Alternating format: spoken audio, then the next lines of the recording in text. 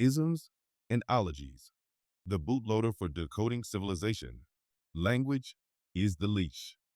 This book is the knife. Introduction, language as operating system. How belief hijacked structure. The ISMS, you were taught versus the ologies that run reality. This isn't theory. It's a clarity weapon. Part I, the suffix war. 10 core conflicts. Capitalism versus praxeology. Markets need faith. Human action doesn't.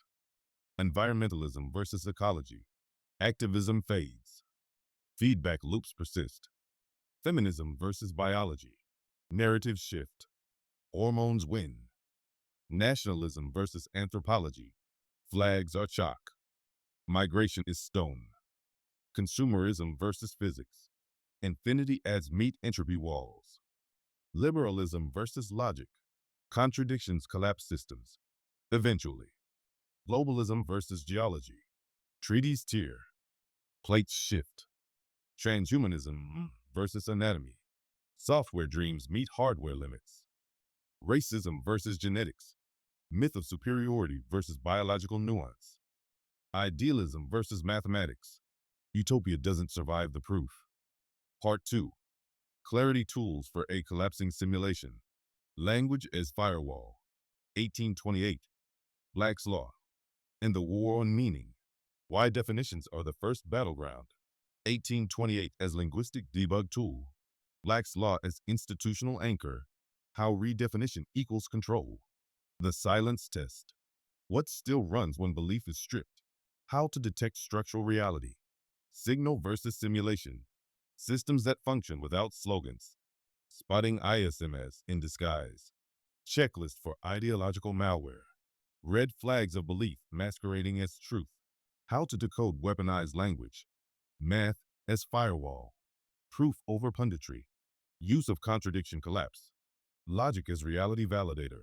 Why utopias don't survive equations. Diamond thinking. Stripped to subject action outcome. Framework for collapse analysis. The compression protocol. Apply it to any system. Anytime. Part 3. Structure V's. Simulation. Jurisdictional logic. Who defines the terms of control. The recursion trap. When belief loops prevent structural clarity. The AI interface. How algorithms now enforce ideological ISMS. The belief OS. There are 100 plus belief systems running in the background. Name yours. Root access. Reclaim your internal operating system. Closing fire. The bootloader creed. Structure over story. Ends and means. Not vibes and slogans. Reality doesn't ask for agreement. Clarity equals sovereignty. Chapter 1. Capitalism V's. Praxeology. Markets need faith. Human action doesn't. The belief called capitalism. Capitalism isn't a structure. It's an ism, a belief system about how markets should work. We were taught it's the natural endpoint of economic evolution. Private property, competition, profit motives, and a rising tide that lifts all yachts. But scratch the surface, and you'll find something fragile beneath. A story that only works if people keep believing in it. Capitalism requires belief in. Money is value, even when it's fiat fiction. Debt is growth, even when it devours the future. Infinite expansion. On a finite planet, the market will self-correct, even after a dozen bailouts. Every few years, the machine seizes. The banks fail. The supply chains break. The housing bubbles burst. And yet we're told, this is just how markets work. Capitalism survives not by being true, but by being belief rebootable. It doesn't collapse. It updates the slogan. Praxeology. Action without permission. Now let's get surgical. Praxeology isn't an ism. It's an ology. It doesn't care if you believe in it. It simply describes the fact that humans act with purpose. That's it. The foundation of Austrian economics, especially by Ludwig von Mises. Praxeology doesn't prescribe anything, it just observes. You choose ends. You select means. You act. Whether you're a capitalist, socialist, anarchist, or monk in the Himalayas. If you're alive, you're acting on perceived preferences. You're trying to get from A to B. That's praxeology. It bypasses belief. No flag, no ideology, no voting, just purposeful human behavior. Why capitalism needs you to believe. Capitalism isn't just about trade. It's about mythology. It packages complex exchanges into a moral system. Entrepreneurs are heroes. Profit is proof of virtue. Markets are sacred. Regulation is evil. And when the system breaks, who gets blamed? Not the riggers of the game, but the market disruptors. The central banks, crony cartels, and manipulated currencies are hand-waved away as externalities. Capitalism keeps its halo by outsourcing its failures. Praxeology doesn't let you off the hook like that. If people choose bad ends or use destructive means, the consequences are still their own. The system doesn't get to hide behind ideology. Price signals versus priest signals. Let's break it down. Practice. Capitalism. Ism. Praxeology. Ology.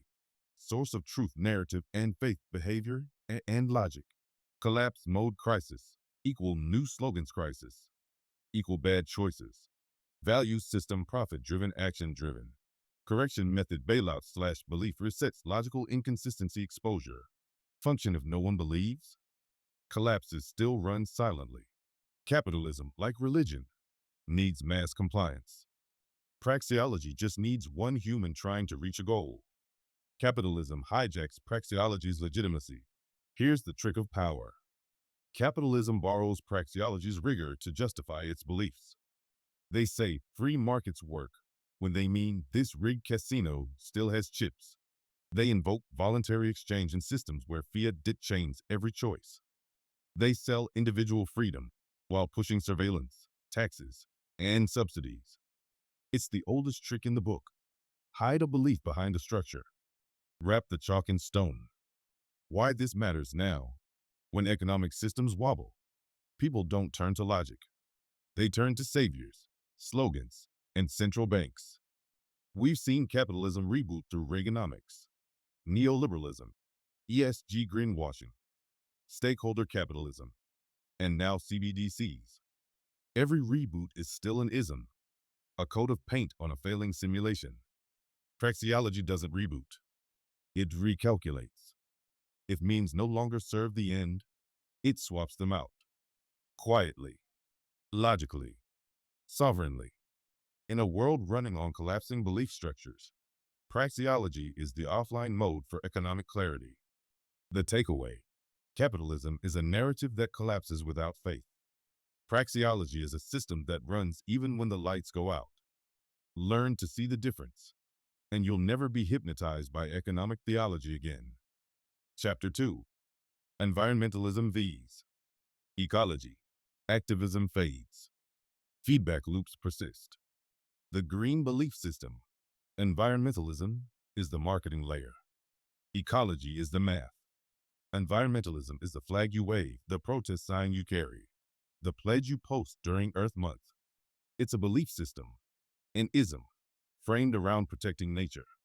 But like every ism, it comes bundled with dogma, branding, and compliance rituals. Carbon credits, bans, and mandates. Green logos from black budget companies. Emotional ads about polar bears with orchestral music. You're not just saving the planet. You're joining a tribe, repeating its slogans, and proving your virtue. Environmentalism operates on guilt, optics, and policy, while the planet itself runs on physics, chemistry, and biological feedback. Ecology doesn't care about your feelings. Ecology is the ology, the system that maps how living things interact with each other and their environment. It doesn't care what hashtags you use or how many bamboo toothbrushes you buy. Ecology is about predator/prey dynamics, nutrient cycles, carrying capacity, energy transfer. A rainforest doesn't need your opinion. It just needs rainfall, soil, and balance. A coral reef doesn't care about ESG scores. It cares about temperature thresholds and pitch. Ecology is brutal, beautiful, and indifferent. And it keeps score in extinctions, not likes. When the narrative hijacks the system, environmentalism hijacks ecological legitimacy to push political levers. It takes scientific insights and mutates them into slogans. Net zero becomes a compliance racket. Sustainability becomes a rebrand for infinite growth under new terms. Green energy becomes strip-mined lithium under a different flag. Meanwhile, real ecological collapse accelerates because the feedback loops are ignored in favor of symbolic gestures. Forests are replanted with monoculture. Oceans are protected on paper but exploited by global fleets. Cities ban straws but ship garbage overseas by the ton. Environmentalism offers catharsis. Ecology offers consequences. Eco-theater versus eco-structure. Let's break it down. Practice environmentalism. Ism Ology. Primary focus signals of care systems of balance. Collapse mode belief fatigue. Political pendulum trophic collapse. Extinction cascades. Correction method campaigns. Donations. Regulation ecosystem feedback loops. Who pays? Consumers, everyone. Eventually, reality check. Social consensus species count. Water levels. Food chain stress. Why it matters. The planet isn't running on virtue. It's running on cycles. Water, nitrogen, carbon, predator, and prey, seed, and soil. Energy in, entropy out. When we treat environmentalism as an end in itself, we ignore the underlying ology that never stopped ticking. And the deeper the ecological debt, the more catastrophic the correction. Here's the trick. Belief-based movements are prone to collapse when the optics shift. Ecology doesn't care. It doesn't pause for politics. It waits in silence until the feedback hits hard. The takeaway: environmentalism is the story we tell to feel better. Ecology is the math that decides if we survive. Learn to see the cycles underneath the slogans. Reality doesn't need your permission. It only needs time. Chapter 3. Feminism vs. Biology. Narratives shift. Hormones win. The story we're told. Feminism, in its simplest form, began as a call for equal rights and opportunities. But over time, like any ism, it metastasized into an identity operating system. A belief set, complete with saints, heretics, slogans, and shifting doctrine. Each wave added layers. First wave, voting rights and legal equality. Second wave, workplace access and reproductive control. Third wave, identity as weapon, language as battleground. Fourth wave, algorithmic outrage, decentralized power, infinite genders. Feminism now exists as a spectrum of beliefs, but beneath it all is the assertion that gender is a social construct, and biology is either irrelevant, oppressive, or up for reinterpretation. It's not a study of women. It's a war of narrative. Biology is not asking for your input. Biology, on the other hand, is indifferent. You don't have to like it. You don't even have to believe in it. But you're still running it, every minute of every day. Estrogen and testosterone shape not just bodies, but behavior, risk tolerance, cognition, and attraction. Fertility windows exist whether they're culturally acknowledged or not. Sexual dimorphism exists across species, including ours. Hormonal birth control reshapes mate preference, mood regulation, and immune function. Environmental xenoestrogens in plastics and food are mutating baseline hormonal landscapes in both sexes. Biology is theology. It doesn't care what movement you belong to. It runs in your blood. Narrative versus nature. Here's the core tension. Feminism teaches that reality should bend to identity. Biology shows that identity is downstream from physiology. When that tension is ignored long enough, systems break. Birth rates collapse. Pair bonding erodes. Loneliness spikes. Psychiatric meds soar. Porn, OnlyFans, and parasocial relationships replace real intimacy. And when the biological system pushes back, when bones, wombs, or minds crack under ideological pressure, the narrative pivots, never takes blame, and calls the damage empowerment, the feedback that doesn't lie. Let's break it down. Practice feminism, ism biology, focus social identity, and justice reproduction, adaptation, hormonal reality, measurement feelings, equality of outcome fertility, health, psychological balance, collapse signs narrative incoherence hormonal dysfunction, fertility crash, response mode rebrand, reframe, blame patriarchy infertility, gender dysphoria, evolutionary mismatch. Who wins? Whoever owns the microphone, whoever adapts to the biological floor. Modern sabotage. Here's the hard truth no one profits from saying. Processed food, seed oils, microplastics, and endocrine disruptors are reshaping sexual development. Birth control normalized in adolescence stunts natural hormonal development and alters sexual imprinting. Ultra-low testosterone in men is now a feature, not a bug. Estrogenic collapse is the new default. The mating system is glitching. Men unplug, women overclock, and the system drifts towards zero. This isn't ideology. It's feedback. Feminism says, you go girl. Biology says, you're running out of eggs. The takeaway. Feminism is a narrative about what should be. Biology is a mechanism showing what is. You can negotiate roles and norms. You can't negotiate with your hormones, bones, or bloodline.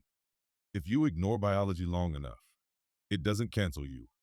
It simply removes you from the gene pool. Chapter 4. Nationalism vs. Anthropology. Flags are chalk. Migration is stone. The nation state as myth engine. Nationalism is an emotional operating system. It tells you who you are, who your enemies are, and what land is yours. It binds identity to borders and wraps it in language, flags, and anthems. We the people. God bless. Insert nation. Our way of life. But like all isms, nationalism is performative. It needs symbols, myths, and enemies to survive. It's not about geography. It's about narrative. It's not about blood. It's about branding. And in the age of high-speed internet, remote work, and global shipping containers, the nation state is less a structure and more a vibe. Anthropology, the pattern beneath the flag. Anthropology, on the other hand, doesn't care what your passport says. It maps how humans behave across time and space. Tribes migrate when resources dry up. Cultures hybridize on trade routes. Empires form, fragment, and reform under pressure. Identity adapts to climate, food, and geography, not slogans. Anthropology sees borders as temporary chalk marks drawn on top of ecological and economic systems. Humans are migratory by nature. Culture is fluid. Power redraws maps with every collapse. The flag is not the land. The anthem is not the people. Nationalism needs a story. Anthropology has the data. Nationalism tells you you're part of a glorious, unique, chosen lineage. Anthropology says your DNA is a mess of invaders, traitors, famine survivors, refugees, adaptation. Every pure bloodline is a lie. Every border has moved. Every cultural icon has roots in 10 other tribes. The border is an abstraction. Let's break it down. Frame nationalism, ism, anthropology. Foundation story. Pride, myth. Fear migration. Adaptation. Trade. Collapse trigger cultural dilution. Economic failure population shifts. Environmental constraints. Core illusion borders are permanent, borders are transient. Response to pressure build walls study movement. Time horizon 100 years of memory. 100,000 years of human pattern. When the map is not the territory, look around. Climate refugees are already crossing sovereign lines. Currency collapse dissolves national loyalty. Migrants chase energy, water, and opportunity, not ideology. States resort to surveillance and nationalism as distraction from resource fragility. But no flag can stop a drought. No anthem can refill an aquifer. The state might issue laws, but anthropology tracks what humans actually do when survival is on the line. The takeaway: nationalism is a bedtime story. Anthropology is the user manual. If you trust the map more than the migration patterns, you're navigating blind. The soil doesn't care what flag you plant. It remembers only who survives. Chapter 5: Consumerism vs. Physics. Infinity adds meat entropy walls. The religion of endless more. Consumerism isn't about goods. It's about gods. It's a belief system wrapped in dopamine loops and endorphin bribes. An ism that treats acquisition as salvation. It sells you identity through purchases, purpose through upgrades, status through scarcity, escape through excess. From toothpaste to Teslas, you're not just buying stuff, you're buying a self. Capitalism sells products. Consumerism sells meaning. And like any religion, consumerism has rituals. New phone every year. Black Friday bloodbath. TikTok haul videos. Retail therapy. It also has sacraments, credit cards, influencer codes, same-day shipping. And its temples are glowing rectangles in your hand. Physics. The wall you can't shop around. Physics is the ology that doesn't give refunds. It doesn't care about your ad budget, your sustainable branding, or your moral justifications. It runs on hard rules. Energy can't be created or destroyed. Every transformation leaks entropy. Infinite growth is mathematically impossible in a closed system. Extraction costs rise over time. Carrying capacity is real. Consumerism runs on faith in limitless supply. Physics runs on feedback from finite systems. The mirage of infinite growth. The lie at the heart of consumerism is this: we can have perpetual economic expansion on a planet with fixed material inputs. The result? Planned obsolescence baked into design. Landfills overflowing with upgrades. Energy systems buckling under demand. Children mining cobalt for your ethical EV. And when it breaks, the system doesn't slow down. It rebrands. Green growth. Sustainable capitalism. Circular economy. But circularity doesn't negate entropy. Every system leaks. The collision course. Let's break it down. Frame consumerism isn't physicsology. Premise wants are infinite, resources are finite. Metric of success, GDP. Clicks, volume sold efficiency. Balance, waste. Collapse mode, credit exhaustion. Overproduction, resource depletion. System failure. Coping mechanism, rebrand. Sell harder, reduce. Adapt, redesign. Nature's vote. Ignored, non-negotiable. Degrowth is a dirty word, but thermodynamically inevitable. Consumerism fears the word less. Physics mandates it. At some point, you can't mine more. You can't grow more. You can't burn more. You can't cool more. The system hits its physical boundary. And when it does, consumerism doesn't apologize. It just finds a scapegoat, blames a country, sells a war. The takeaway: consumerism is a fantasy of infinite inputs. Physics is the reality of systemic limits. You can't spend your way past entropy. You can't buy your way out of collapse. Nature doesn't do refunds, only resets. Chapter 6: Liberalism vs. Logic, contradictions collapse systems. Eventually, the soft law operating system. Liberalism is a philosophical mood that mutated into an ism. Once rooted in the defense of individual liberty, it now functions as a belief system that privileges feelings over frameworks, intent over outcome, and tolerance over coherence. Modern liberalism doesn't just want freedom, it wants freedom from consequence. Speech without rebuttal. Choices without cost. identity without definition, inclusion without limit. It champions universal rights and equality of opportunity, then morphs into equality of outcome and reality by consensus. And when contradictions pile up, it doesn't fix them. It denies the logic and updates the language. Logic, the firewall that doesn't care about your politics. Logic is the ology that crushes contradiction. It operates on one core law. A cannot equal not A. That's it. It's the basis of sane language, functional code, clear contracts, just law, science that replicates. Logic doesn't care how strongly you feel or how many people agree. It asks only, is the claim internally consistent? If not, it fails. Where liberalism floats, logic carves. The contradiction stack. Here's what happens when liberalism drifts too far from logic. All cultures are equal, but some must be decolonized.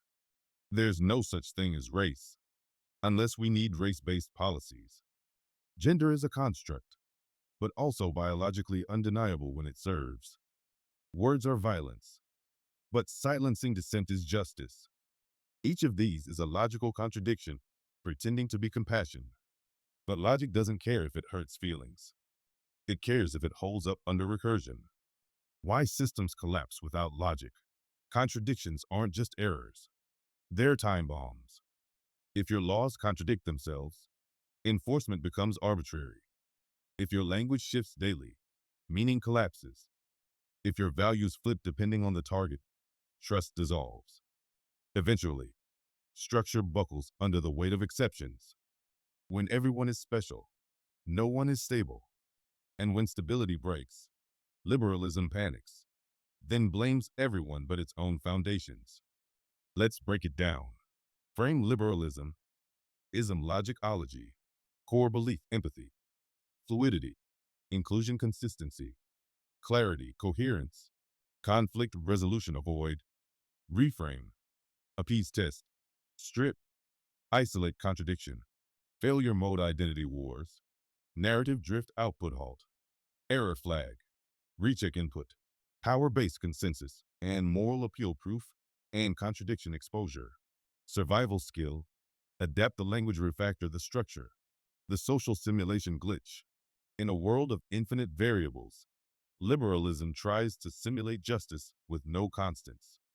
It ends up simulating compassion while weaponizing confusion. Logic refuses simulation.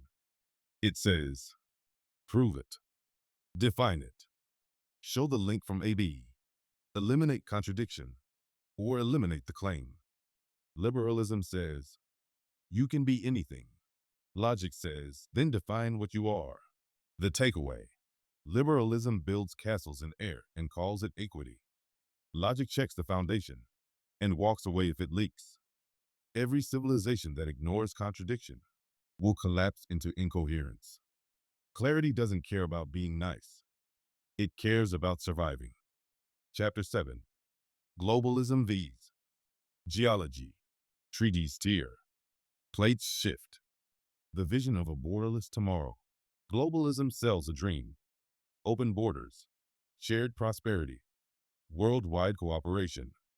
It speaks the language of unity, trade, progress, and collective goals. One world, one market. Think globally, act locally. No borders, only humanity. In theory, it's about connection. In practice, it's about control through consolidation. Central banks sync currencies. Trade agreements override national law. Supranational bodies dictate internal policy. Global crises become justification for permanent governance layers. IMF, WEF, WHO. Globalism claims to rise above history, but it's built on the same foundation as empire. Centralization, resource extraction, and hierarchy, just with better marketing. Geology, the crust beneath consensus. Geology doesn't care about your treaties.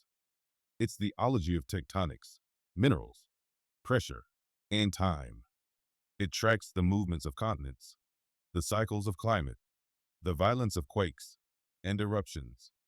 And it exposes the fatal flaw of globalism. You can't coordinate a planet that doesn't sit still. Continents drift. Fault lines rupture. Volcanoes erase maps.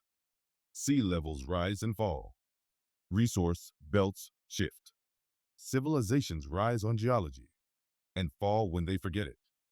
The false continuity of globalism. Globalism pretends the world is stable enough to integrate forever, but integration assumes constants, reliable trade routes, stable climates, predictable resources, steady population flows. Geology laughs. Then it melts the ice caps, collapses your aquifers, triggers a megaquake, turns farmland to dust. And when that happens, globalism unravels faster than a supply chain hit by a pandemic. Let's break it down.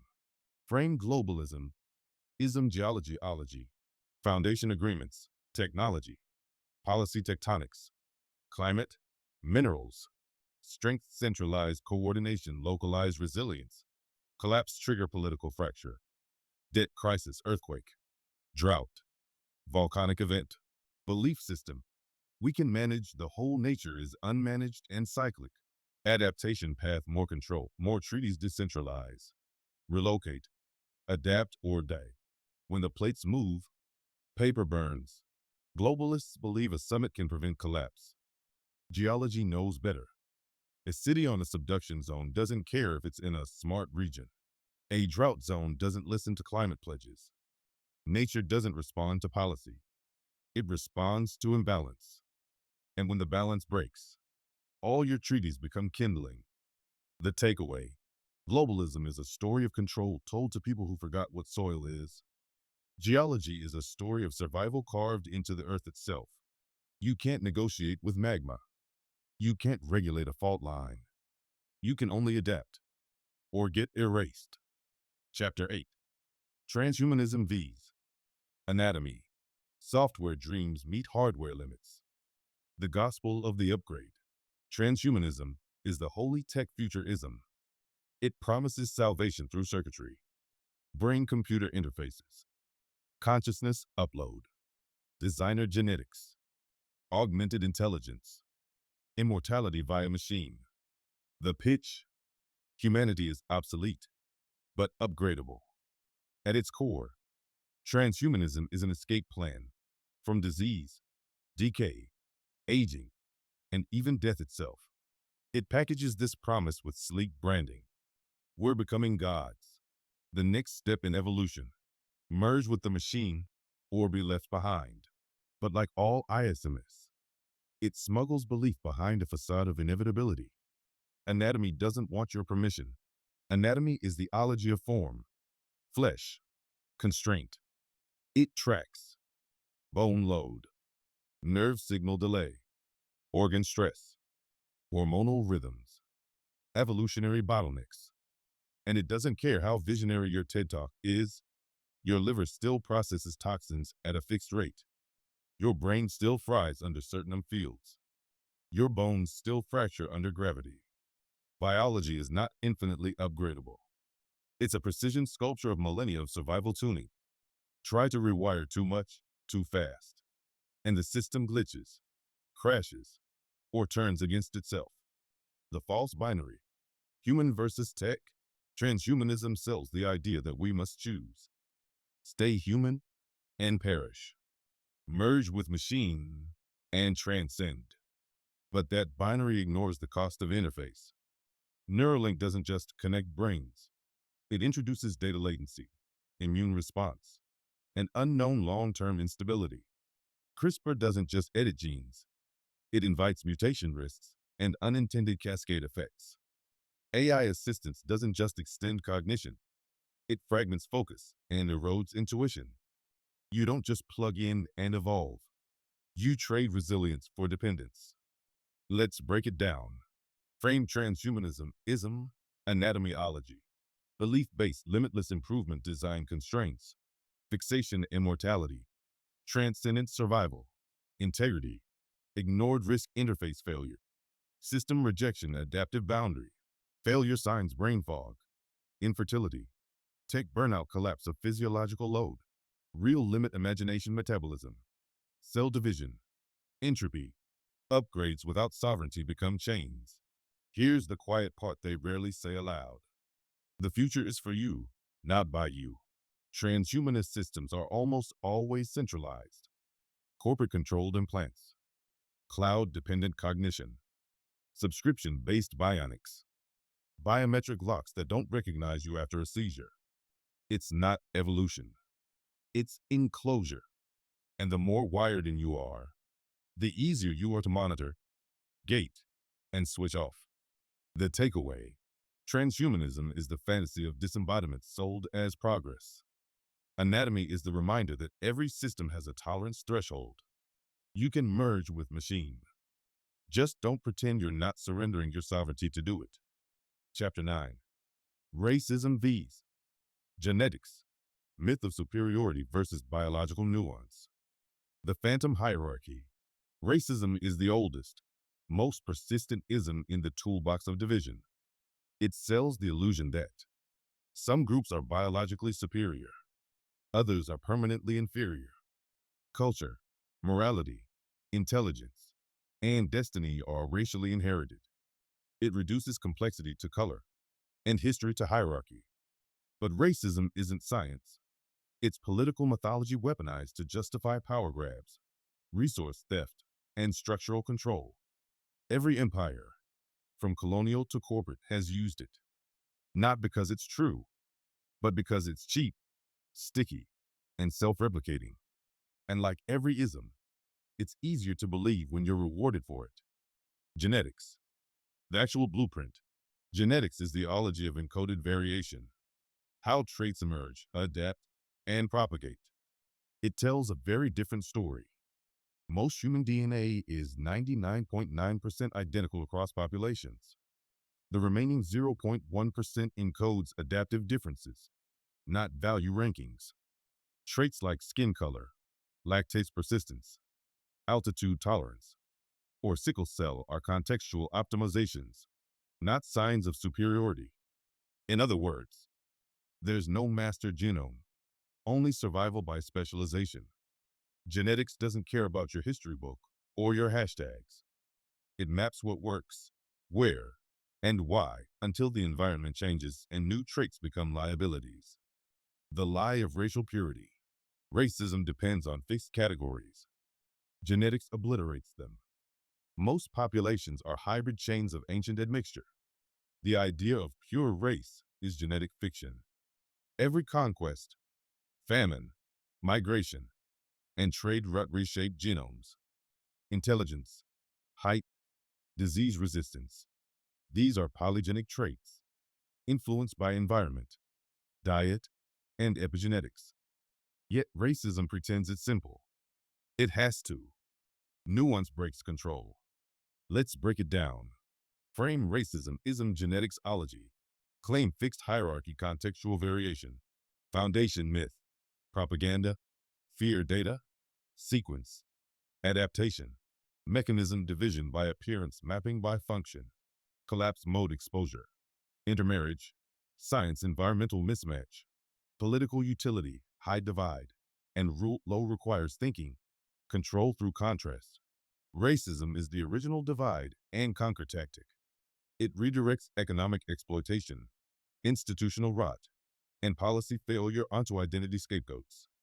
And when solidarity across class or culture starts to rise, the media pivots to identity.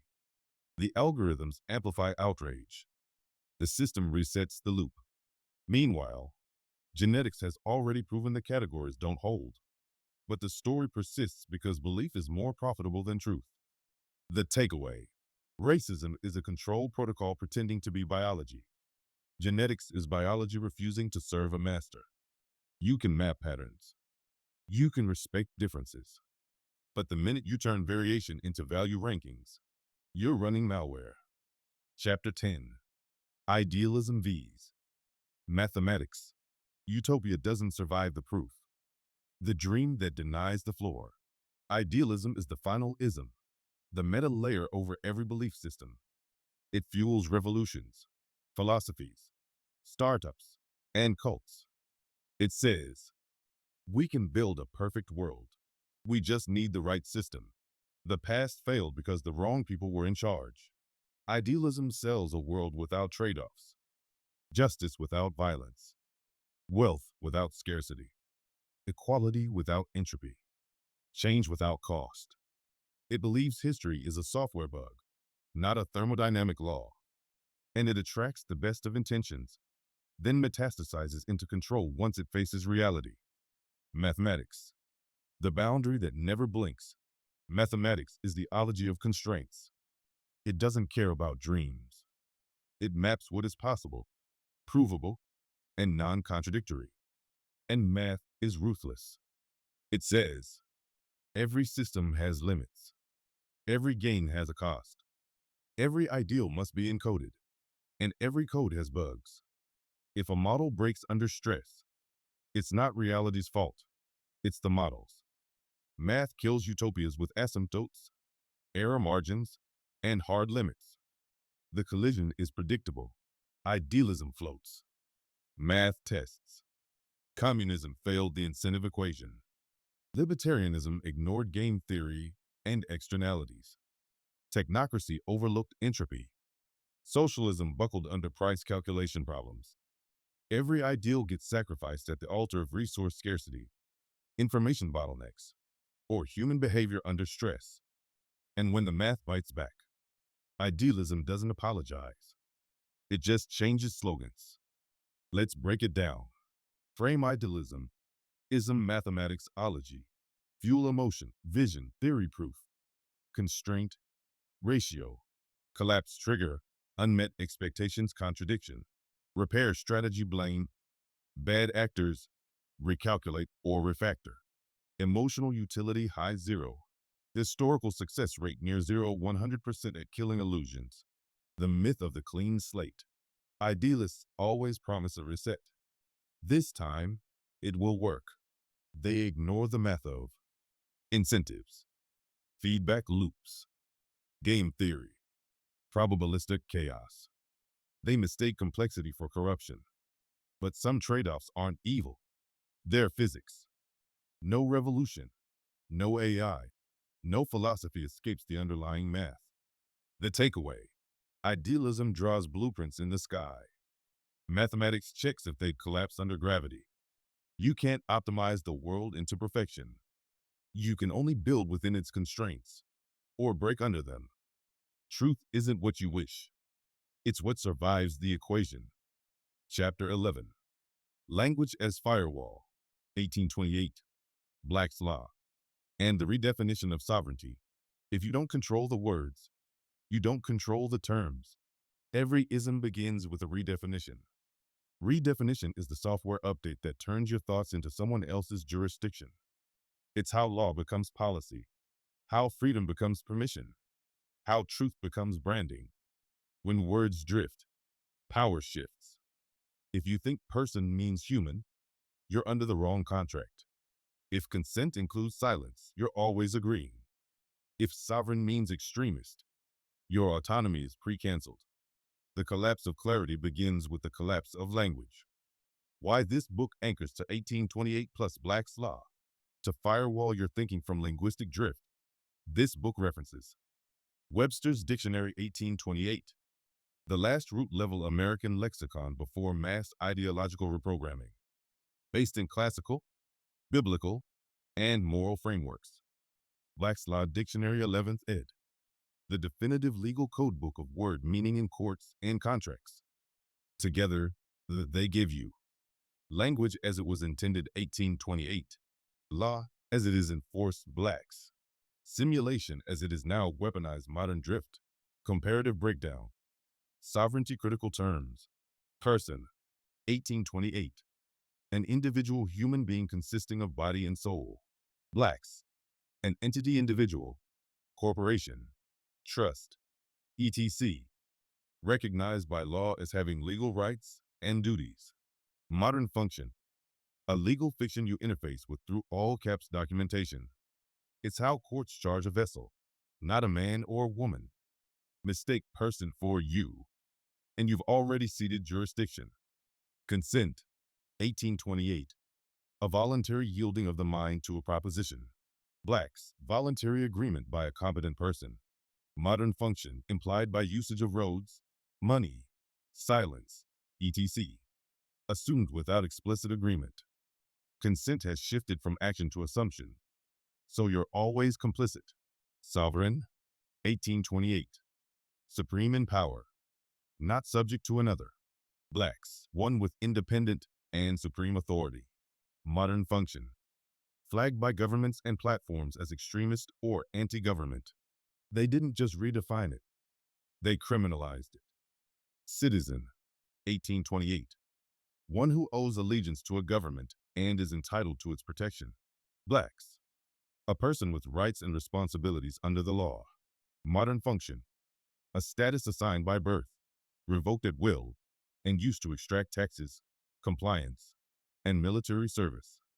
You never signed. You were born into it, and that contract is neither visible nor negotiable. Government, 1828. The system established for the security of rights. Blacks, the exercise of authority, the agency through which a political entity functions. Modern function, the issuer of rights, not the protector. Increasingly unelected, globally coordinated, and corporate aligned. The servant now calls itself the sovereign, and most believe it. Contract, 1828. A mutual agreement to do or not do something. Blacks, an agreement creating obligations enforceable by law. Modern function, hidden in policy click-wrap, fine print, or assumed by silence. Courts enforce terms you never read, agreed to, or even saw. You are presumed bound by contracts no man of reason would ever sign. Legal fiction. Blacks, an assumption known to be false, used to achieve a legal purpose. Examples. A dead entity corporation is treated as a person. A trust is treated as a citizen. A man is treated as a vessel named in capital letters. You are managed as a legal construct, unless you declare otherwise. And even then, you'll be ignored unless you know how to defend it. Oath, the origin of contract, 1828. A solemn affirmation with an appeal to God for truth. Blacks, a solemn declaration to perform a duty or affirm truth, usually invoking a deity. Before legal contracts existed, there was the oath, the binding verbal covenant before witnesses, with divine consequence. The oath created standing, jurisdiction, accountability beyond law. Modern contracts often omit the oath, making them functionally void of morality or full disclosure. What you lose when words are corrupted. Freedom becomes a licensed behavior. Violence becomes disagreement. Equity becomes outcome engineering. Harm becomes offense. Truth becomes consensus. Now you're not speaking truth. You're reciting terms of use. The firewall protocol. When faced with institutional definitions, ask, what does 1828 say? What does Black's law say? What does modern power assume or enforce? If there's drift, assume it's intentional. If there's contradiction, assume it's for control. The takeaway: language is not a passive system. It's a jurisdictional weapon. You don't need to raise a flag to be sovereign. But if you don't define your terms, someone else will write your contract and enforce it in silence. This chapter is your firewall. Use it. Guard it. Speak from it. Chapter 12. The Silence Test. What still runs when belief is stripped? The simulation is made of slogans. Civilization, as you know it, runs on belief, not structure, not logic, not proof. Laws are obeyed because people believe they're real. Economies function because people believe in the value of paper. Titles, flags, and institutions persist because belief animates them. Most arguments you've ever had weren't about facts. They were about which belief set wins. But here's the question most never ask. What still runs when belief is gone? When the crowd leaves, the power cuts, the media vanishes, what's still operating? What still works without enforcement? What still functions without being believed in? That's the silence test. How to run the silence test. It's simple. Take any system, claim, or idea and ask, if no one enforces it, does it still happen? If no one believes in it, does it still run? If it contradicts itself in silence, does it collapse? If it fails all three, it's an ism in disguise. If it survives, it's an ology, a structure embedded in nature or human behavior. Examples of failure. Money, paper loses value without belief. Crypto collapses without shared trust. Even gold is inert unless someone wants it. Fail, doesn't run in silence. Democracy, stops functioning without mass participation. Dependent on shared story of legitimacy. Votes don't matter if belief in process vanishes. Fail, collapses under narrative loss. Law, breakable without enforcement. Negotiable in every jurisdiction. Frequently contradictory. Fail, enforcement dependent. Examples that survive. Gravity, still applies at 3 a.m. in an abandoned cathedral. Doesn't care what you vote for. No protest can cancel it. Pass. Structural, apolitical, constant. Entropy, every system decays. Waste accumulates. Energy disperses unless input is maintained. Pass, observable even in total collapse. Human action praxeology, individuals still act with purpose, even in ruins. Means are chosen to reach ends. Decisions persist whether systems exist or not. Pass, structure survives simulation collapse. Supply and demand in raw form. Trade still happens in blackouts. Scarcity still raised cost, even without currency. Barter, black markets, and shadow economies prove it. Pass, doesn't need belief, only pressure. Why this test matters. When a civilization begins to crack, people panic. They double down on slogans. They call for enforcement. They blame disbelievers. They chant louder into the void. But chanting doesn't fix a feedback loop. Belief doesn't reverse entropy. Ideology doesn't rewrite gravity. This test is your compass when everything starts breaking. Apply the test to yourself. Do your principles work in silence? Does your sovereignty rely on anyone's permission? Can your clarity survive alone? If not, you're still running on belief layers. The simulation is a cathedral of noise. The truth waits in the quiet. The takeaway: power fades. Belief wavers. Institutions collapse. But structure remains. The silence test reveals what's real, not what's popular, trending, or enforceable. If it works without being believed in, you just found something worth building on. Chapter 13.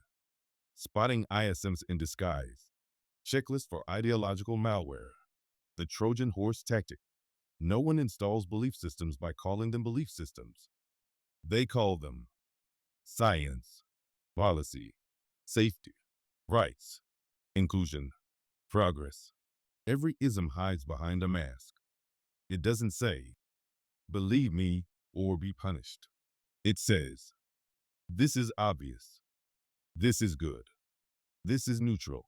But if it needs emotional enforcement, if it redefines words to win arguments, if it collapses under the silence test, it's not a structure. It's malware. This chapter gives you the scanner. The 5 malware flags. 1. Emotional absolutes. This is always good. That is always evil. Moral binary replaces logical spectrum. Doubt is labeled dangerous. Thinking is replaced with allegiance. Spotted. If disagreement equals guilt, it's a belief system. 2. Redefine language. Freedom means obedience to the right structure. Violence includes silence. Equity means forced equality of outcomes. Words are twisted just enough to maintain familiarity while changing function. Definitions no longer align with 1828 or Black's law. Legal structures become emotional slogans. Spotted. Compare modern usage to root definitions. Drift equal fraud. 3. Inversion of consent. If you don't opt out, you've agreed. If you live here, you've accepted the contract. Using our system implies compliance. Consent becomes presumed. Authority becomes ambient. Participation is coerced by default. Spot it. Is agreement assumed through silence or usage? 4. Immunity to falsification. Questioning this proves you're guilty. If you disagree, you're part of the problem. The belief is structured to never be wrong. Opposing data equal proof of your heresy. Doubt is treated as betrayal. Spot it. If a claim can't be tested or disproven, it's not knowledge, it's dogma. 5. Mandatory signaling. Post this tag. Say the words. Silence is violence. Loyalty becomes visible. Disengagement equal disobedience. Ritual replaces reality. Spot it. If you're required to say or display it to say safe, it's not truth, it's theater. The ism infection model. Layer signal function. Surface slogans. Symbols gain access. Hijack language. Mid-redefined terms reframe morality and logic. Deep emotional reflex prevent questioning via shame or fear. Root identity fusion make the ism feel like you. The deeper the infection, the harder it is to uninstall, because it no longer feels like an idea. It feels like a self. Quick scan protocol. Ask these 5. Does this idea require you to believe it to function? Does it punish you for questioning it? Does it contradict its own terms when applied across contexts? Does it demand visible loyalty to avoid punishment? Does it redefine basic words to win arguments? If yes, to 3 or more, you're not dealing with a neutral structure. You're in a belief enclosure, disguised as truth. The takeaway: truth doesn't need slogans. Structure doesn't punish silence. Reality doesn't demand ritual. If it hides behind redefinition, emotion, and implied threat, it's malware. Your clarity is the antivirus.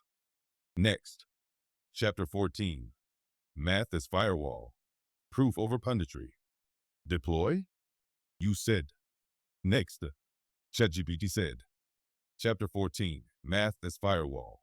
Proof over punditry. Why math still matters when everything else is a lie. Belief can be bought. Science can be funded. Narratives can be engineered. Experts can be manufactured. But math doesn't care about your feelings, your followers, or your political alignment. 2 plus 2 equal 4, no matter how many departments say otherwise.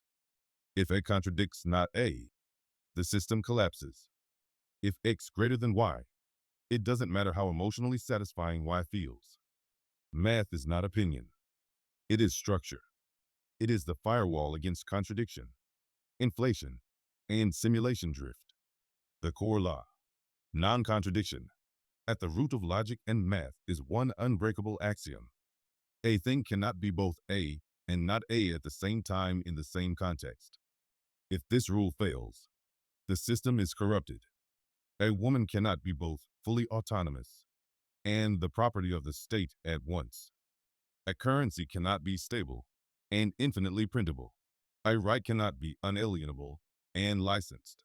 A contract cannot be voluntary and enforced through threat. But in modern discourse, contradiction is a feature, not a bug. Why? Because if you destroy the firewall, people will run whatever software they're told to download. The contradiction loop. Here's how simulation logic works. Make a claim. If challenged, redefine the terms. If exposed, accuse of harm. If contradicted, pivot to feelings. Return to step 1. This is not reasoning, it's recursion. This is not discourse, it's narrative loop malware. Math doesn't allow this. If the formula doesn't balance, if the proof doesn't hold, if the contradiction is found, it dies. That's why math isn't taught anymore. That's why logic is dismissed as cold or patriarchal, because contradiction is power's favorite weapon, and math disarms it. Common contradiction traps, and they're real math. Belief statement contradiction, real math. All truth is relative, except that one, Self-terminating logic loop. Government grants rights. Then they're not rights. Rights authority equal default freedom. Free healthcare for all. Nothing is free. Cost divide number of users equals system burnout. Everyone is special. Then no one is. Value equals scarcity multiplied context. Will grow infinitely on a finite planet. Entropy wins. Resource pool consumption rate equal collapse date. How math exposes fake systems. Fiat money breaks conservation laws. Exponential debt can't coexist with finite energy. Equity demands equal outcomes regardless of unequal inputs. Breaks ratio logic. ESG allocates capital based on vibes instead of risk. Fails cost-benefit balance. DEI hiring quotas contradicts meritocratic efficiency. Breaks optimization logic. Climate hysteria uses correlation as causation. Misuses statistical modeling. None of these are rejected because of their ethics. They're rejected because they don't balance. Why this is your firewall. Every system will claim, we are the truth. You are the problem. But math doesn't accuse. It just evaluates. Does it work? Does it scale? Does it cancel itself? Does it return contradiction under stress?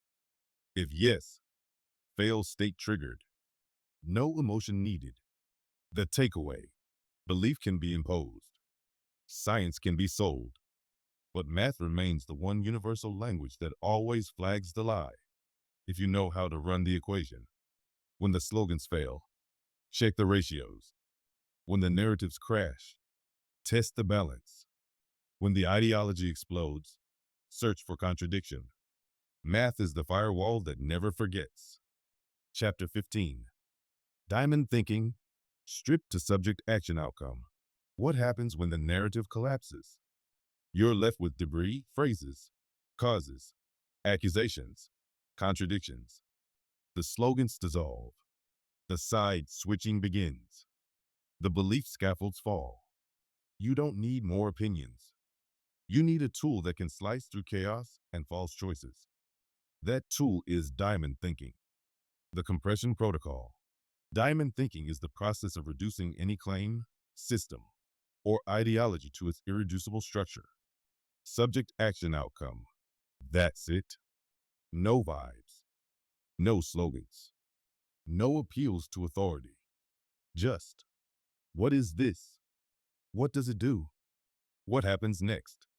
It's how you collapse simulation logic into bare structure and extract truth under pressure. How it works in practice. Example, universal basic income. Subject, the state. Action, issues fiat currency to all citizens. Outcome, inflation, dependency, and surveillance enabled control over spending. Test passed. Structure exposed. Risk identified. Example, DEI hiring. Subject, institution. Action, hires based on identity metrics. Outcome, merit collapse. Morale erosion. Legal liability. No moral judgment needed. Just structural cause and effect. Example, CBDC central bank digital currencies. Subject, central bank. Action, issues programmable money. Outcome, loss of financial privacy. Absolute control over individual spending. Social compliance enforcement via wallet access. Diamond clarity achieved. No belief necessary. Why this cuts through simulation. Most arguments you encounter are padded with euphemism, identity appeal, historical guilt, vague emotional framing. They make claims like, this will create equity. This helps marginalized voices. This is about public safety, but they never answer. What is being done? To whom? And what's the actual result? Diamond thinking strips everything down to the core signal. Common use cases. Situation compressed diamond. Gun control bill government restricts tool access dependent population. Gender policy state redefines categories institutional chaos. Carbon tax bureaucracy monetizes air revenue plus industrial reorg. ESG mandates regulators enforce ideology via finance ideological conformity. This is not abstraction. It's surgical clarity. Bonus filter. Who benefits? Once you've stripped the subject action outcome, ask, who benefits structurally? If power consolidates, assume control play. If risk disperses, assume decentralization. If clarity decreases, assume narrative install. Diamond thinking plus beneficiary analysis equals simulation-proof lens. The takeaway. Diamond thinking doesn't care if you like the system. It only cares if it functions, manipulates, or fails. This is your decision-making protocol when the lights go out and the slogans stop working. When you're staring at the wreckage of collapsing beliefs, this is the tool that lets you see what's real. This closes part 2. Clarity tools for a collapsing simulation. Part 3. Structure versus simulation. Starting with chapter 16. Jurisdictional logic. Who defines the terms of control. Chapter 16. Jurisdictional logic. Who defines the terms of control. The battlefield is not physical. It's linguistic. Power doesn't begin with guns or laws. It begins with definitions. Who defines person? Who defines harm? Who defines consent? Who defines governed? Because whoever defines the terms defines the map, the rules, the referees, the penalties. Jurisdiction is installed through language. If you accept their terms, you accept their claim to control. What is jurisdiction? Black's Law 11th ed. The power of a court to decide a matter in controversy. But jurisdiction doesn't just mean a courtroom. It means scope of control. Courts claim jurisdiction over disputes. Governments claim jurisdiction over geography. Algorithms claim jurisdiction over speech. Institutions claim jurisdiction over thought. Every system of power starts by asserting, you are under us. They do this through words. Words you didn't define. The language of hidden contracts. When you apply for a license, use fiat currency, send your kids to public school, vote in a system you didn't build, you're not just participating, you're affirming their jurisdiction. Even silence is interpreted as agreement. They never ask, do you consent to be governed under this definition? They assume it, because they wrote the terms. Contract without consent equal enclosure. You cannot have true freedom under assumed jurisdiction, sovereignty without clear language, legal remedy without knowing the rules. You think you're in a society. You're in a multi-layered contract simulation.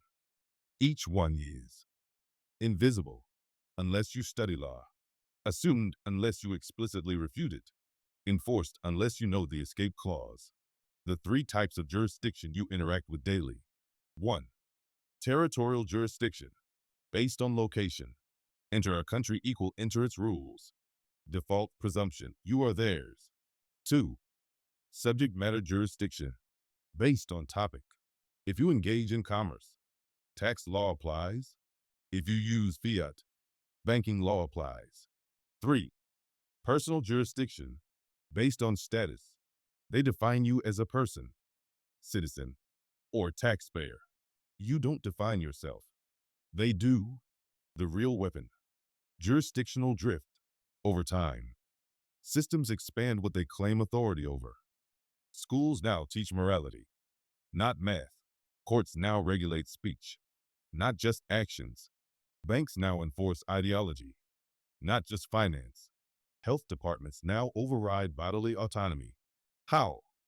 By expanding the definition of harm, safety, and public good.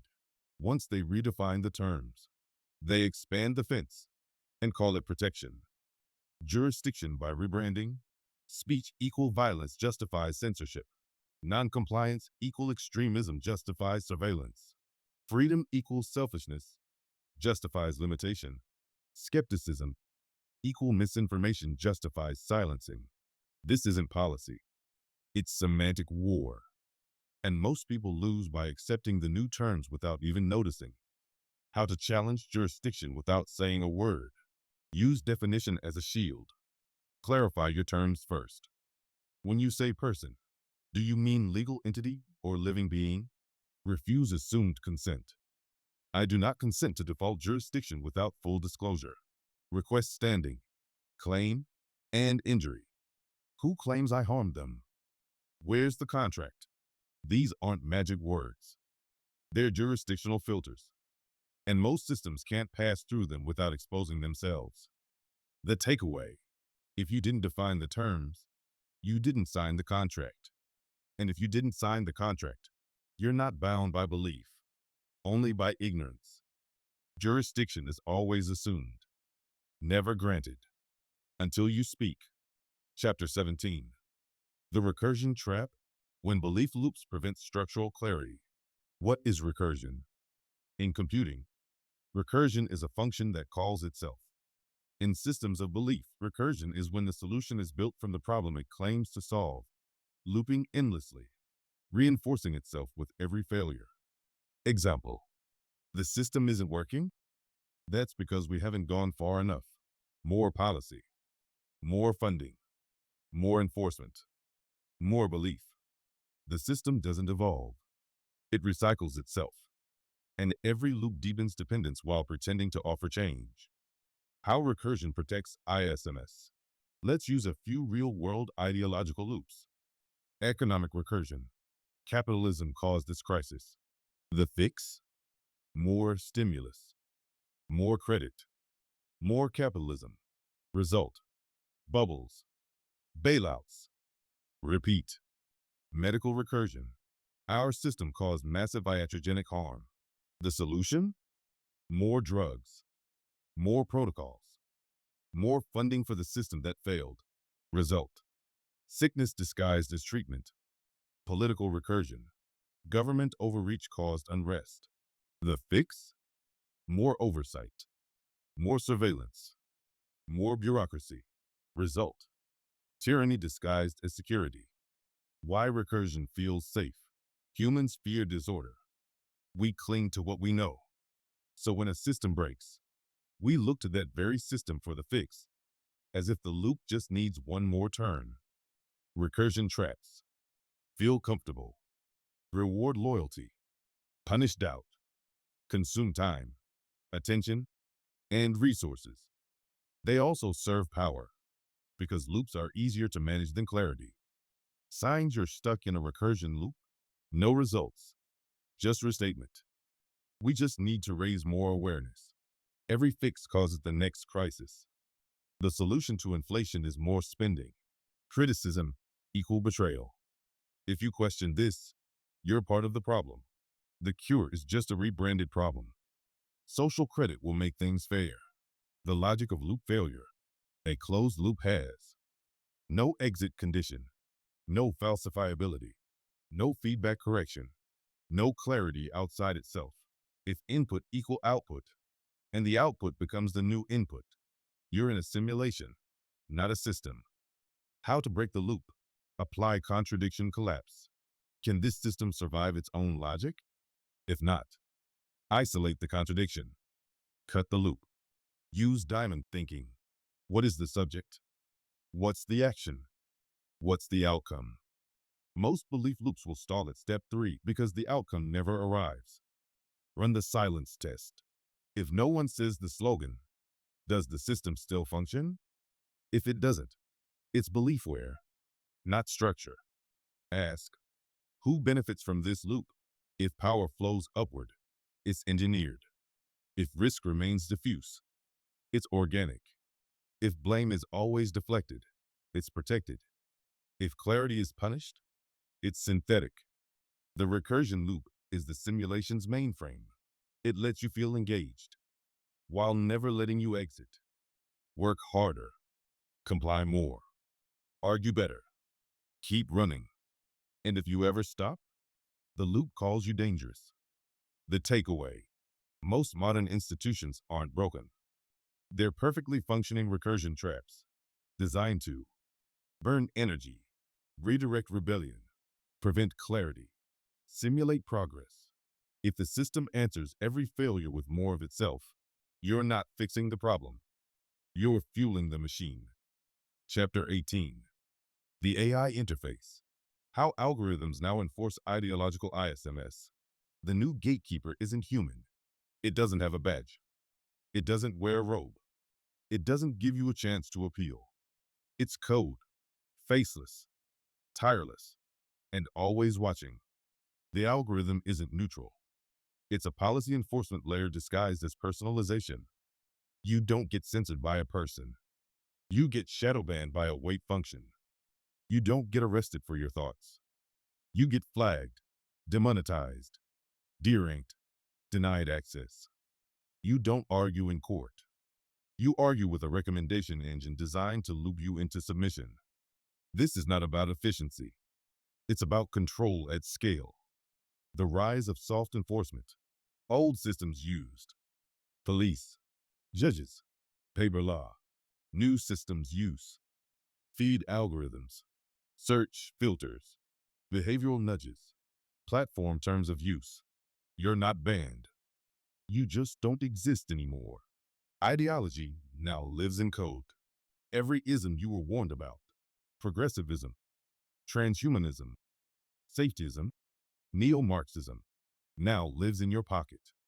It governs through autocorrect, suggestive prompts, AI-generated content filters, platform trust and safety teams running silent code patches. Power no longer debates you. It trains your inputs. The loop is programmatic. You input a thought. It gets interpreted by code. If aligned, equals signal boosted. If not, equal buried or redirected. Feedback loop closes. Behavior adjusts. You're not being persuaded. You're being conditioned. When ideology becomes infrastructure, the simulation now enforces belief via design defaults. Design layer belief enforcement. Auto suggests narrows language. Censors upstream. Feed curation triggers emotional compliance loops. Payment platforms enforce moral conformity. Identity verification locks physical access to ideological norms. Predictive policing penalizes thought patterns before action occurs. This isn't science fiction. It's the merger of policy and programming. And it's already here. Why this is more dangerous than human censorship. You can't reason with it. You can't shame it. You can't confront it. You often don't even know it happened. It doesn't punish you for wrongthink. It removes you from relevance. It's not cancel culture. It's input erasure. Simulated consent. Algorithmically enforced. They say, no one forced you. You agreed. But the choices were, accept the twos, get shadow banned, lose access, get flagged as a risk. There was no negotiation. Only coercion via design. This is the technocratic evolution of jurisdiction, from geography to behavior to intention. How to detect algorithmic ideology. Notice what's missing. Who is never shown. What questions never surface. Watch how quickly you're punished. Did something disappear? Did a feature vanish? Check if the standard changes by context. Are rules applied equally? Or only to specific groups or ideas? Ask, what behavior does the system reward? If it rewards obedience to narrative, you're not on a platform. You're in a behavioral containment field. The takeaway, you don't need a social credit score. You already have one. It's calculated in real time by code you can't see. And that code enforces ideology without debate, without trial, and without mercy. When AI becomes the referee, the belief system doesn't need believers. It just needs inputs. Chapter 19. The Belief OS. There are 100 plus belief systems running in the background. Name yours. You don't just use beliefs. You run them. Every interaction you have, online or off, is shaped by invisible code, not software. Belief software, like an operating system on your device. These beliefs filter your input, prioritize your attention, assign moral weight, trigger emotional responses, determine what you allow, defend, ignore, or punish. Most people are running dozens, sometimes hundreds of belief modules without knowing it. And like spyware, They slow you down and leak your sovereignty. Examples of background belief programs. Statism 3.4. Government is the default moral authority. Runs in most citizens by age 10. Reinforced via school, law, and media. Causes reflexive trust in state actions. Equality UX 2.0. Everyone should have the same outcome. Installs guilt when merit produces imbalance. Redirects logic toward emotional justification. Progress loop 1.7. Newer equal better. Updates worldview to match current fashion. Prevents long-term memory of cyclical history. Scientific consensus OS Enterprise Edition. If it's peer-reviewed, it must be true. Assumes institutional neutrality. Ignores funding bias. Blacklisting and ideological filtering. Money as reality plug-in. If it makes money, it must work. Merges value with price. Ignores fraud, extraction, and time-bomb debt structures. How belief OS modules get installed. Childhood conditioning. Media repetition. Algorithmic filtering. Education without epistemology. Crisis-triggered downloads. You must comply to be safe. Emotional blackmail. If you don't believe this, you're a bad person. Most of it isn't argued. It's absorbed. Why you need to audit your OS. If your brain is running on. Legacy modules from 2008 college lectures.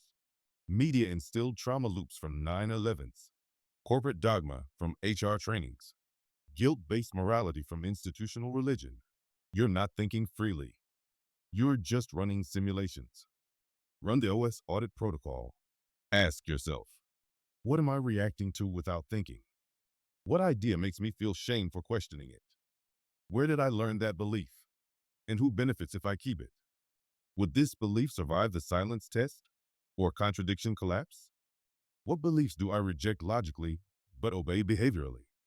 Every yes is a running background process. Terminate as needed. What happens when you debug? You stop reacting to labels. You stop defending systems that abuse you. You start seeing which ideas have roots and which are downloaded scripts.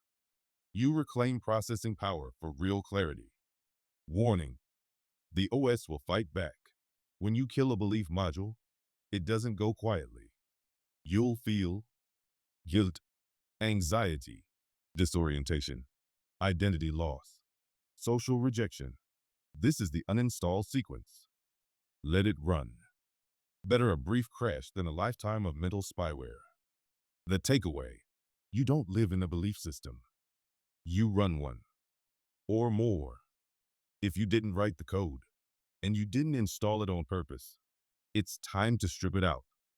Because if you don't know what beliefs are running you, someone else does. Chapter 20. Root access. Reclaiming your internal operating system. You are not the interface. The way you speak isn't the way you think. The way you act isn't always chosen. The way you respond isn't always sovereign. Why? Because you've been interfacing with the world through a belief OS you didn't build, installed in stages, reinforced by culture, media, language, algorithms, and shame. To reclaim sovereignty, you need more than awareness. You need root access. Root access means seeing the code, editing the code, running systems by will, not by conditioning. It's the final firewall between simulation citizen and sovereign human. Why most people never reach root? Because they think clarity is just knowing more facts, quoting better sources, choosing the right side. But that's still inside the simulation. You can't debug a program from inside the GUI. You need terminal access. You need to see the underlying permission system and decide who has control of this mind and why. Symptoms of locked root access. You feel fear when asking forbidden questions. You catch yourself defending systems you know are broken. You speak in preloaded phrases. I just feel like. Or, we have to trust the science. You struggle to sit in silence without narrative overlays. You conflate behavior with identity. If any of these fire off, you're interfacing through a controlled access layer. How to regain root access. 1. Silence is reset. Find a space with no screens, no noise, no input. Then ask, what do I believe about myself without any external reinforcement? Let the simulation scream. Let the void speak. This is where root begins. 2. Language decompression. Every belief system comes encoded in terms. Run words like freedom, equality, justice, responsibility, safety to 1828 and Black's Law. If they've drifted, ask, whose software am I running when I use this word? Delete or refactor. 3. Moral audit loop. Ask, who taught me this value? What fear backs it up? What happens if I stop acting like it's true? What actions still make sense when belief is stripped? Then test. You'll feel the hard-coded patches fight you. Run through the firewall. 4. Full ownership protocol. Take one area of your life, speech, money, time, attention, energy, and make every input/output voluntary. No autopilot, no reflex, no guilt compliance, full consent, full rejection, full responsibility. This is root-level autonomy. You will lose fake comfort. Reclaiming root doesn't come with applause, likes, HR safe talking points, emotional validation, but it does give you pattern recognition, immunity to propaganda, mental RAM recovery, choice in action, not just reaction. Root access is not about rejection. It's not about rejecting everything. It's about choosing what stays after everything else can be deleted. The beliefs that survive full audit become your sovereign stack, not because they're popular, but because they're yours. The takeaway, until you regain root access, you are a user, not an owner. You are interfacing, not thinking. You are running code, not building systems. Root access is the final clarity firewall. No slogans, no loyalty tests, no handlers, just you, the code, and the choice. Closing fire. Structure remains. Belief burns. You don't need another movement. You don't need another savior. You don't need another reboot of the same broken code. What you need is clarity, the kind that survives silence, collapse, and simulation drift. You were never supposed to think this clearly. The system runs on. Assumed definitions, programmed emotions, ritual compliance, contractual amnesia. This book was your jailbreak. You now know the difference between Isms and Ologies. You now see how belief disguises itself as structure. You've debugged language. You've located the malware. You've tested for silence. You've reached root. And if you've made it this far, you are now in possession of the one thing every system fears: uncoerced clarity. This is not a call to action. It's a call to perception. From that, action becomes inevitable, and yours alone to choose. You don't need to fight the simulation. You just need to stop feeding it. Stop using their definitions. Stop speaking in downloaded code. Stop debating inside their framing. Stop consenting to contracts you didn't sign. Because every time you speak clearly, you fracture the narrative spell. This is your final compression. Ends and means, not vibes and slogans. Structure before story. Math before movement. Silence before signal. Clarity before consensus. Truth doesn't shout. It runs. Quietly, structurally, mathematically, beneath all slogans. You've just learned to hear it. The creed. If the system needs your belief to function, it's not real. If the structure still runs when silence falls, it's worth keeping. If the term is undefined, the contract is void. If the math doesn't balance, the story isn't true. If the outcome contradicts the input, collapse is already in motion. And most of all, if you didn't install the OS, don't trust the default settings. You are now the signal. When the noise increases, Hold structure. When the lights flicker, speak with root access. When the loop restarts, reject the new patch. You are the firewall now. Stay sovereign. Stay sharp. Stay signal. End of part 3. End of transmission.